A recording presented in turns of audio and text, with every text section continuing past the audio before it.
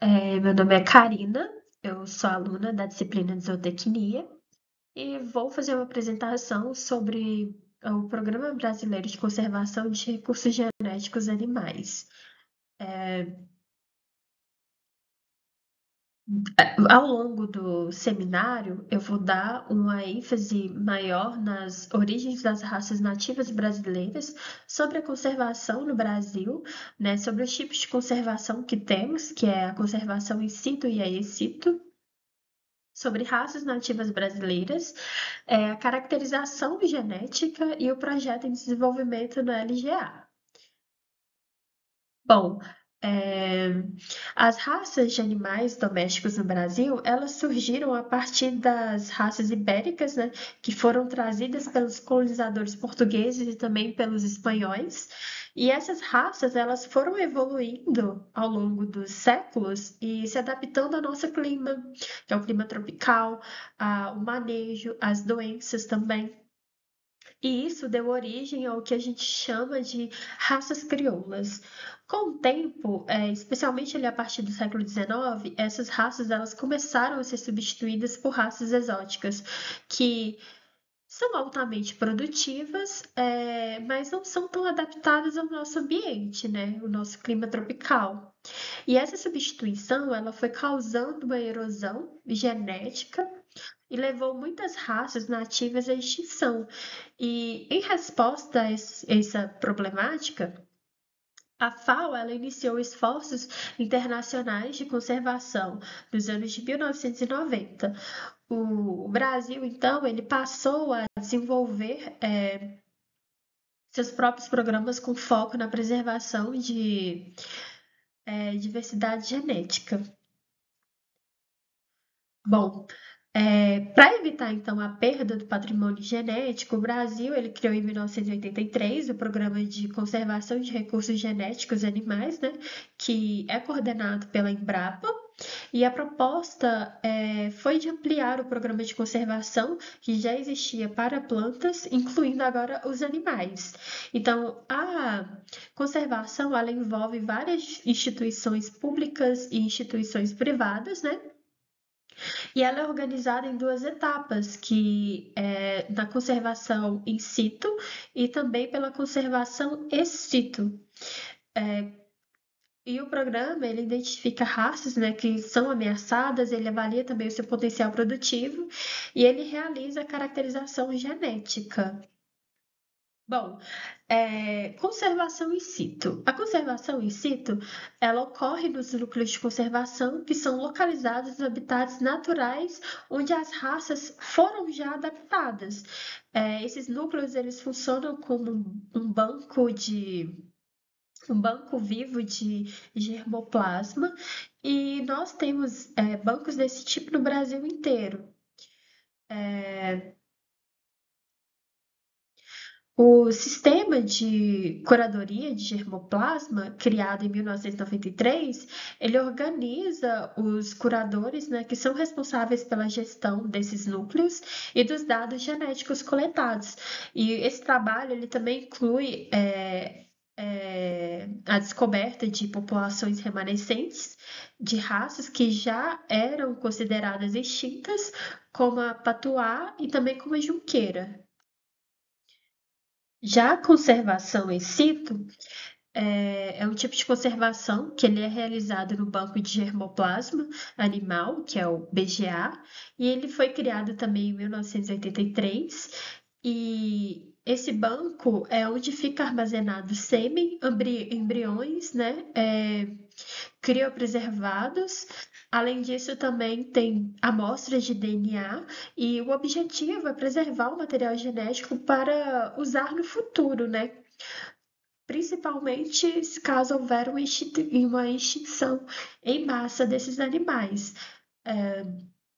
São mais de 30 mil doses de sêmen e centenas de embriões que já foram coletados, e o banco de DNA ele inclui amostras de diversas espécies, como os bovinos, caprinos, ovinos, bubalinos e equinos.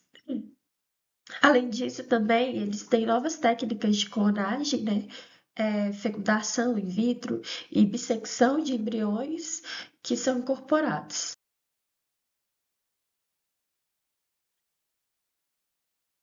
Bom, das raças nativas brasileiras que nós temos entre os bovinos o caracu, o curraleiro, o pantaneiro, crioulo, lagiano.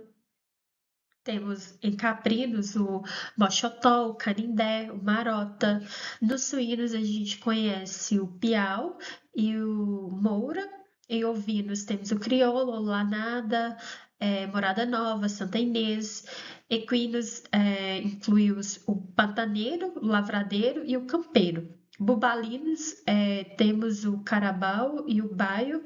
E asininos temos o jumento nordestino, que é muito conhecido.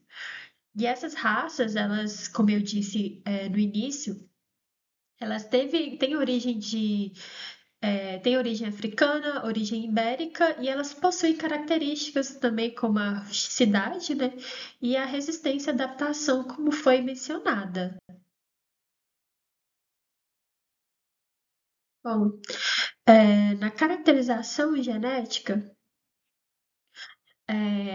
ela é fundamental, né, para diferenciar as raças, identificar também a variabilidade e planejar os cruzamentos. Então, o laboratório de genética da Embrapa ele foi criado e utiliza essas técnicas como o RAPD e o microsatélites para análise de DNA. Essas análises elas mostram, por exemplo, a presença de genes zebuínos em raças como a pantaneira, curraleira, que foi citado anteriormente, e elas ajudam também a confirmar a origem das raças e a evitar a perda da diversidade genética.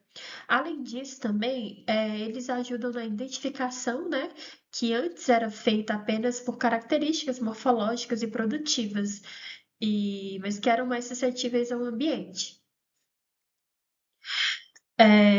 Entre os projetos em desenvolvimento na LGA, é, tem projetos como várias espécies domésticas que estimulam a variabilidade genética dentre e entre as populações, né? As análises também, elas orientam quais raças elas devem ser conservadas prioritariamente e como gerenciar os cruzamentos. Além disso, também o laboratório ele mantém parcerias com instituições internacionais, como exemplo tem a Universidade de Porto, que é em Portugal, e eles basicamente comparam as raças brasileiras com a portuguesa, né, autóctones. E essa comparação ela pode ajudar até mesmo em intercâmbio de germoplasma para reforçar raças com efetivo populacional muito baixo.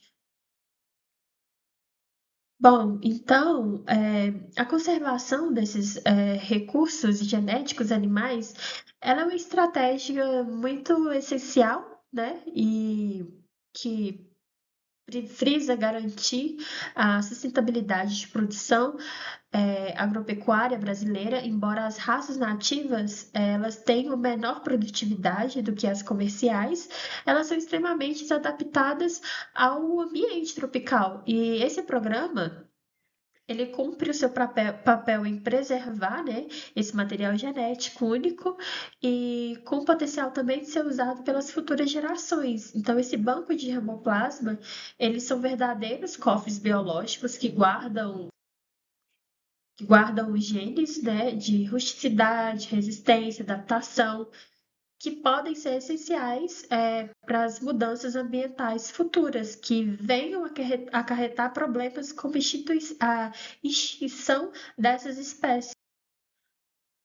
Bom, meu seminário ele acaba aqui. Muito obrigada.